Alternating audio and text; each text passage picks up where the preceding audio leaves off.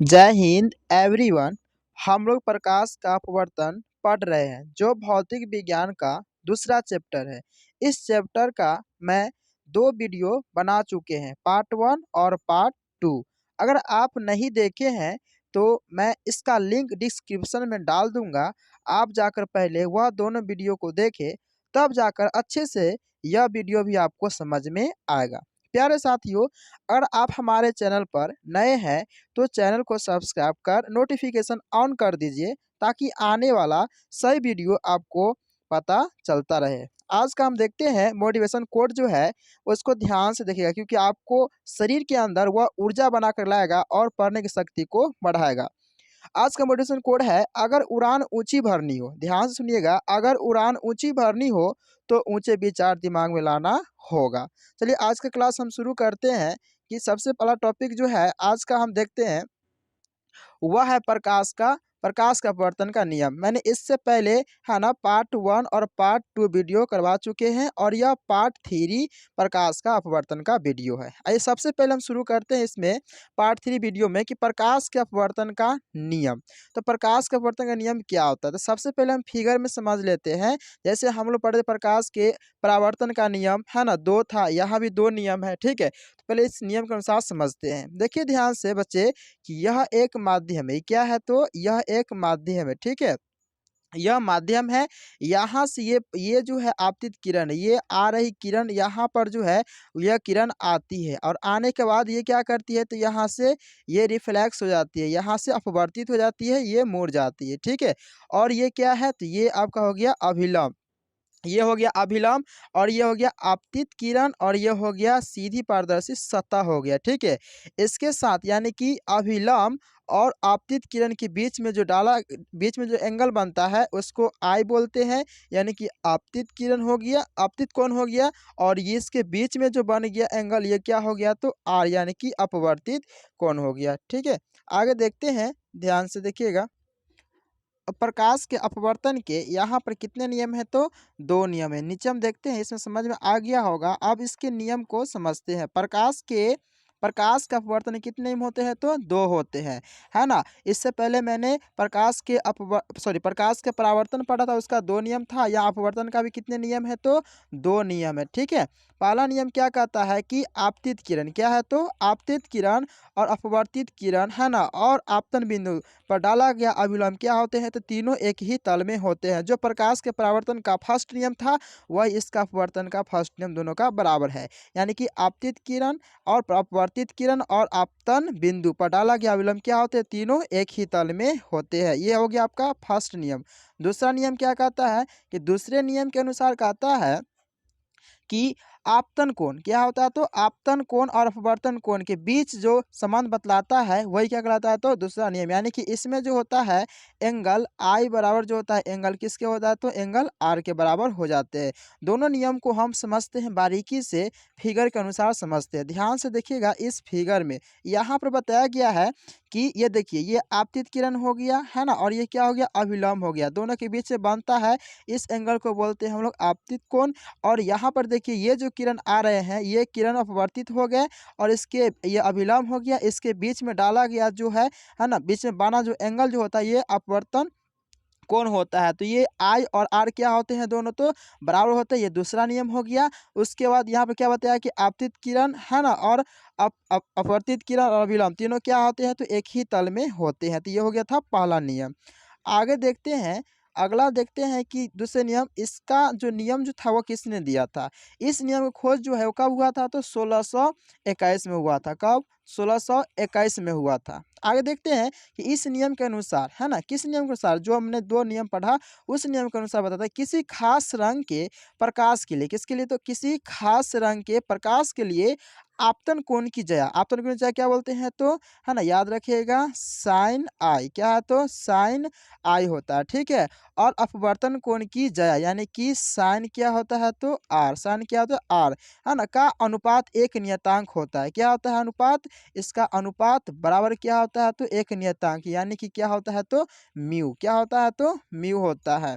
उसके क्या होते हैं तो बराबर होता है। अर्थात यहाँ पर हम कह सकते हैं कि म्यू बराबर क्या होगा साइन आई बटा साइन आर। क्या होता है साइन आई बटा साइन आर होता है म्यू बराबर। तो ये 1681 में नियम दिया गया था। आगे देखिए ध्यान से, यहाँ पर प्रकाश का जो अपवर्तन है इसी का है ना दूसरा जो नियम होता है उसी नियम को क्या कहा जाता है तो स्नेल का नियम कहा जाता है। क्योंकि यहाँ पे एक वैज्ञानिक स्नेल ने क्या इसका नियम दिया था, इसीलिए इसको स्नेल नियम भी कहते हैं। तो आपसे क्वेश्चन पूछता है कि स्नेल नियम क्या कहते हैं, तो आप स्पष्ट कह सकते हैं कि प्रकाश के अपवर्तन का जो दूसरा नियम होता है उसी दूसरा नियम क्या बोलते हैं स्नेल का नियम। और स्नेल का नियम क्या बताता है तो म्यू बराबर बताता है कि साइन आई अपन क्या होता है साइन आर होता है। दोनों क्या होता है तो है ना आनुपातिकता बराबर होता है। किसके बराबर होता है तो म्यू के। इसको क्या बोलेंगे तो म्यू बोलेंगे। ठीक है, यही होता है स्नेल का नियम। अर्थात हम कह सकते हैं प्रकाश के अपवर्तन का या दूसरा नियम को ही स्नेल का नियम कहते हैं। नीचे देखते हैं कि क्या लिखा गया। जब किसी कांच की स्लेब से प्रकाश की किरण को भेजा जाता है। अब देखिए ध्यान से, यहाँ पर हम समझेंगे कि कांच की स्लेब से और प्रकाश को हम लोग क्या करेंगे प्रकाश किरण को भेजेंगे तो आपतन कोण और निर्गत कोण आपस में क्या हो जाते हैं तो बराबर होता है। आप कह सकते हैं कि है ना आई क्या होता है आपतन कोण होता है और आर क्या होता है, ध्यान दीजिएगा आर जो होता है वह अपवर्तन कोण होता है।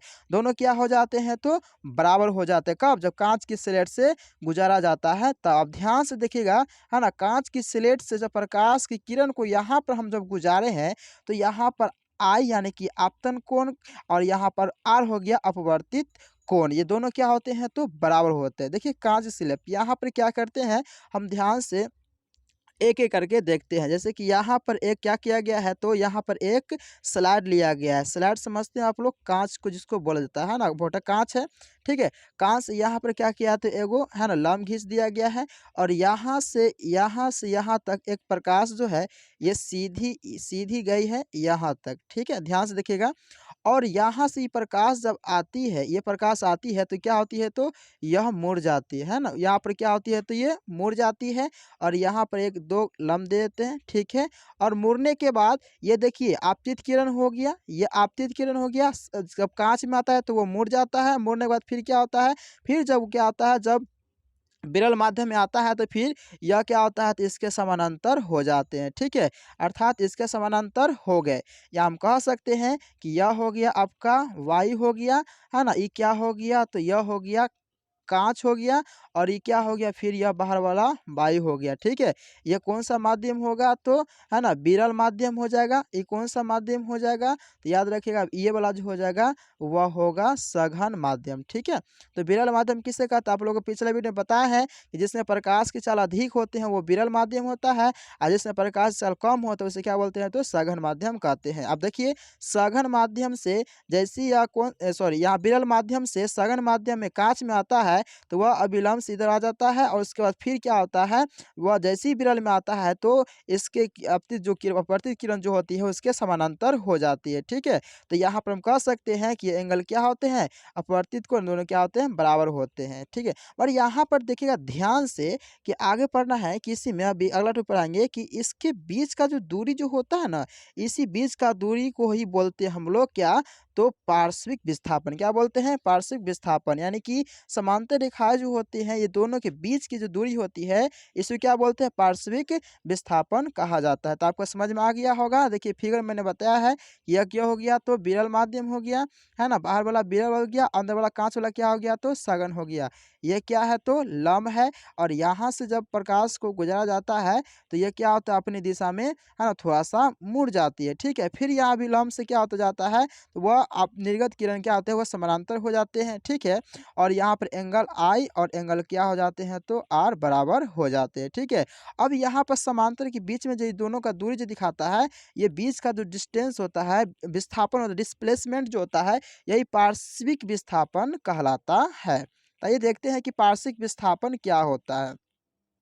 अब देखिए कि यहाँ पर क्वेश्चन है कि पार्श्विक विस्थापन क्या है ना, पार्श्विक विस्थापन क्या है यह किन दो बातों पर निर्भर करता है। यह क्वेश्चन बहुत इंपॉर्टेंट है और बार बार पूछा जाता है आपके बिहार बोर्ड मैट्रिक है ना। आप देखिए ध्यान से, ये मैंने क्या लिखा है कि जब कांच की स्लेब से है ना, जब कांच की स्लेब से प्रकाश को भेजा जाता है, किससे भेजा जाता है तो कांच के, याद रखिएगा किससे तो कांच की स्लेब से। अब एक चीज़ ये भी याद रखिएगा कि कांच की स्लेब के अंदर शीशा होता है, ठीक है, भेजा जाता है तो आपतित किरण के बढ़ाए हुए भाग, जो आपतित किरण उसके बढ़ाए हुए भाग तथा निर्गत किरण, कौन सा किरण, तो निर्गत किरण के बीच जो लंब है ना लंबवत दूरी होती है उस दूरी को ही पार्श्विक विस्थापन कहते हैं। जो मैंने बताया है कि देखिएगा इस वीडियो में कि पार्श्विक विस्थापन क्या होता है। देखिए यहाँ पर जो ये जो होता है ना निर्गत किरण और ये दूरी जो होता है दोनों के बीच में जो भी डिस्टेंस दिखाई देता है यही डिस्टेंस क्या बोलते हैं, तो हम लोग पार्श्विक विस्थापन कहते हैं।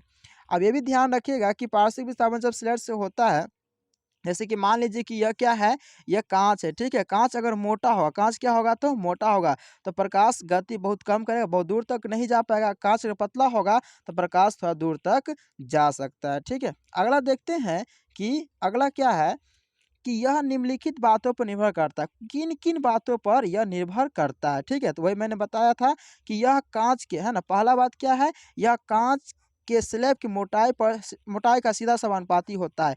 आप समझिए कि समानुपाती का मतलब क्या होता है ना, समानुपाती का चिन्ह ऐसा होता है, ठीक है।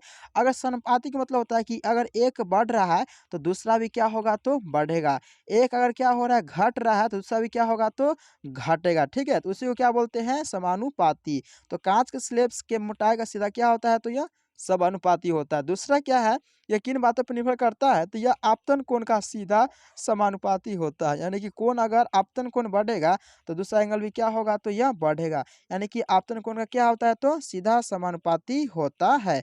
तो यह जो है पार्श्विक विस्थापन जो है यह दो बातों पर निर्भर करता है। पहला फिर से बताता हूँ कि आकाश स्लैब के मोटाई का सीधा समानुपाती होता है और दूसरा यह आपतन कोण का सीधा समानुपाती होता है। यह दो बातों पर निर्भर करता है। आगे देखते हैं तीसरा बात क्या है कि यह अपवर्तनांक के बढ़ने से क्या होता है, बढ़ जाता है। जो अपवर्तनांक जो होता है रिफ्लेक्टेंस, ये इससे बढ़ने से क्या होता है, यह क्या होता है, बढ़ जाता है, ठीक है। आइए समझते हैं अपवर्तनांक। थोड़ा सा अपवर्तनांक का पहले हम देख लेते हैं किसमें कितना अपवर्तनांक होता है। यह आपके एग्जाम के दृष्टिकोण से, ऑब्जेक्टिव के दृष्टिकोण से बहुत इंपॉर्टेंट है। आप लोग जरूर याद कीजिएगा, है ना। अब समझते हैं कि हवा, है ना, हवा अपवर्तनांक कितना होता है, तो याद रखिएगा बच्चे 1 होते हैं। बर्फ में कितना होते हैं, तो 1 दशमलव कितना होते हैं, 3 1 होते हैं, ठीक है। पानी में कितना होते हैं, तो पानी में जो होते हैं वो 1 दशमलव कितना होते हैं, तो 3 3 होते हैं। अल्कोहल में कितना होते हैं, तो 1.36 होते हैं। और किरासन में कितना होते हैं, तो याद रखिएगा वह होते 1.47 होते हैं। फिर नीचे देख लेते हैं कि और इसमें दिया गया है बेंजीन दिया गया है। क्या दिया गया, तो बेंजीन। बेंजीन में कितना होते हैं, तो 1.50 होते हैं। क्राउन कांच में किससे कितना होता है, तो 1 दशमलव कितना होते हैं, 1.52 होते हैं। और फ्लैट कांच में कितना होते हैं, तो 1.65 होते हैं, ठीक है। आगे देखते हैं और इसमें कुछ दिया गया है अपवर्तनांक में जो है वह अगला जो है वह कार्बन डाइऑक्साइड। देखिए ध्यान से, यहाँ पर कार्बन डाइसल्फाइड है यहाँ पर दिया गया, वो कितना होता है, तो 1.68 होता है। हीरा कितना 2.42 होता है ना। और नीलम में कितना होता है, तो 1.77 होता है। रूबी कितना होता है, 1.71 होता है। और इसमें एक्चुअली पूरा देखा जाए तो सबसे ज़्यादा जो अपवर्तनांक जो होता है वह किसका होता है। क्वेश्चन में पूछता है कि सबसे ज़्यादा अपवर्तनांक किसका होता है, तो याद रखिएगा किसका होता है, तो हीरा का होता है। वो कितना होता है, 2.42 होता है, किसका, तो हीरा का अपवर्तनांक होता है ना। और सबसे कम अपवर्तनांक होता है तो किसका होता है, तो हवा, है ना। यानी कि सबसे कम, एक से कम अपवर्तनांक हो ही नहीं सकता है, ठीक है। सबसे कम अपवर्तनांक क्या होता है, तो 1 होता है ना। वो किसका होता है, तो हवा का होता है। तो ये आप लोग है ना अच्छे से इसको लिख करके याद कर लीजिएगा किसमें कितना अपवर्तनांक होता है। या आपके ऑब्जेक्टिव के लिए बहुत इंपॉर्टेंट है और यह पूछा जाता है। आगे देखते हैं कि अपवर्तनांक ये किन किन बातों पर तो अगला जो है ये चौथा बात क्या कहता है कि यह तरंगधार्य का व्युत्क्रमानुपाती होता है। व्युत्क्रमानुपाती का मतलब क्या होता है, देखिए ध्यान से, अगर हम एक्स है ना और 1 क्या करते वाई करते, ये तो व्युत्क्रमानुपाती। अगर ई क्या होगा, बढ़ेगा तो ई घटेगा, अगर ई घटेगा तो क्या होगा, ई बढ़ेगा। तो दो चीज याद रखिए बच्चे, समानुपाती, है ना, समानुपाती, है ना। समानुपाती का अर्थ होता है यानी कि एक्स समानुपाती वाई, यानी कि ई बढ़ेगा, एक्स बढ़ेगा तो वाई बढ़ेगा और एक्स घटेगा तो वाई भी घटेगा, है ना। उसके बाद है ना व्युत्क्रमानुपाती। इसका अर्थ क्या होता है, यानी कि एक्स है ना समानुपाती 1/, व्युत्क्रमानुपाती 1/y होता है, ठीक है। अगर ये x बढ़ेगा तो y भी बढ़ेगा, है ना। अगर y घटेगा तो x क्या होगा तो बढ़ेगा, ठीक है। यही होता है व्युत्क्रमानुपाती। तो यहाँ पर बताया गया है व्युत्क्रमानुपाती, ठीक है। तो ये क्या होता है, तरंग दैर्ध्य का व्युत्क्रमानुपाती होते हैं। अब देखिए ध्यान से देखिएगा यहाँ पर कि किस तरीके से व्युत्क्रमानुपाती होते हैं। देखिए कलर में अब एक ट्रिक यहाँ पर दिए हैं, इस ट्रिक को याद कर लीजिएगा, आप नीचे से याद कीजिएगा, ठीक है। यहाँ पर हम ऊपर ही लिख दिए हैं आपको याद करने के लिए। और सबसे ऊपर क्या होता है तो लाल होता है, ठीक है। और सबसे नीचे क्या होता है तो बैंगनी होता है। मगर आपको यहाँ पर याद करने के तरीका से यहाँ पे लिख दिए हैं कि बैजानीहापीनाला। फिर से बोलिएगा बैजानीहापीनाला, ठीक है। एकदम 2 बार 3 बार इसको लगातार पढ़िएगा, है ना, आपको याद हो जाएंगे। बैजानीहापीनाला, बैजानीहापीनाला, ठीक है। यानी कि बै से क्या होता है तो बैंगनी हो जाता है, जा से क्या होता है तो जामुनी होता है, नी से क्या होता है तो नीला होता है, ह से क्या होता है हरा होता है, पी से क्या होता है पीला, ना से क्या होता है नारंगी, ला से क्या होता है तो लाल होता है, ठीक है। अब एक एक करके देखते हैं कि बैंगनी का तरंग दैर्ध्य कितना होता है तो 4000 एंगस्ट्रम होता है। अब ध्यान रखिएगा कि तरंग दैर्ध्य किसका तो तरंग दैर्ध्य का जो यूनिट होता है वो क्या होता है एंगस्ट्रम होता है, ठीक है। और एंगस्ट्रम को है ना ये इस तरीके से है ना नोट किया जाता है, ठीक है। उसके बाद जामुनी कितना होता है तो 45 एंगस्ट्रम होता है। उसका नीला कितना होता है तो 48 एंगस्ट्रम होता है। हरा कितना होता है 54 एंगस्ट्रम होता है। उसका पीला कितना होता है 58 एंगस्ट्रम होता है। नारंगी कितना होता है तो 6000 एंगस्ट्रम होता है। उसके बाद लाल का कितना होता है तो 6900 से लेकर के 7500 एंगस्ट्रम के बीच होता है। यानी कि सबसे ज़्यादा तरंग दैर्ध्य देखने को मिला वह किसका होता है तो लाल का, ठीक है। और सबसे कम किसका देखने को मिला तो यहाँ पर बैंगनी का देखने को मिला, ठीक है। अब ध्यान दीजिएगा कि यहाँ पर ये लाल जो है इसका सबसे ज़्यादा तरंग दैर्ध्य है और ये बैंगनी जो है इसका सबसे कम तरंग दैर्ध्य है। जिसका तरंग दैर्ध्य क्या होता है बहुत कम होता है उसका विचलन क्या होगा ज़्यादा होगा। देखिए इसका तरंग दैर्ध्य कम है ना तो इसका विचलन क्या होगा, है ना, विचलन जो होगा इसका क्या होगा तो ज़्यादा होगा, विचलन बहुत ज़्यादा होगा, यानी कि बहुत दूर तक ही भाग जाएगा, ठीक है, एक स्थान पर नहीं रहेगा।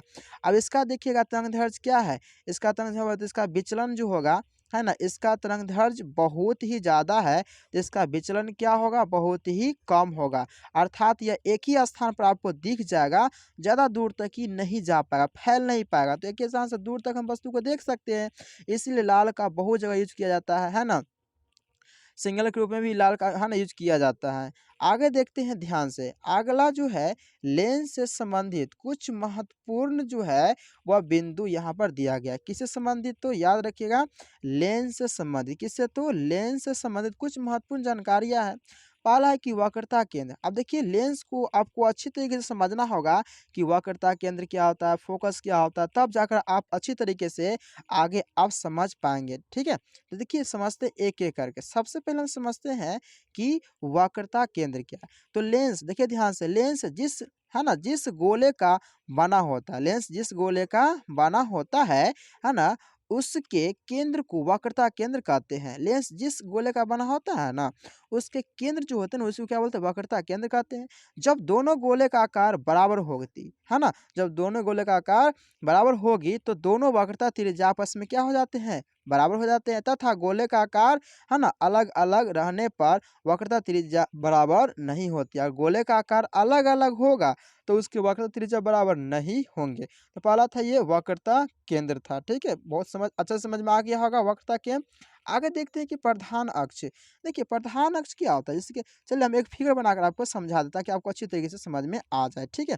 देखिए यहाँ पर ये मान लो कि ये कोई लेंस है, ठीक है। यहाँ से देखिए ये जो गया है ये सीधी रेखा जो गया है ये इसी को बोलते हैं हम लोग, है ना, प्रधान अक्ष। इसको क्या बोलते हैं तो प्रधान अक्ष बोलते हैं। और इसके बीच में जो जाता है ना ये जो होता है यहाँ पर ये होता है आपका सेंटर होता है। क्या होता है यहाँ पर ये जो होता है आपका सेंटर। चलिए समझ में आ गया होगा। फिर से समझ लेते हैं कि प्रधान अक्ष लेंस के वक्रता केंद्रों से होकर जाने वाली रेखा को क्या बोलते हैं, है ना, प्रधान अक्ष कहते हैं, ठीक है। यानी कि केंद्र से होकर जो जाती है ना, केंद्र से होकर के ये सीधा डायरेक्ट केंद्र से होकर जाती है, ठीक है, इसी को क्या बोलते हैं, इसी को है ना प्रधान अक्ष कहते हैं। आगे देखते हैं फोकस। देखिए ध्यान से फोकस को देखते हैं। ये फोकस क्या होता है?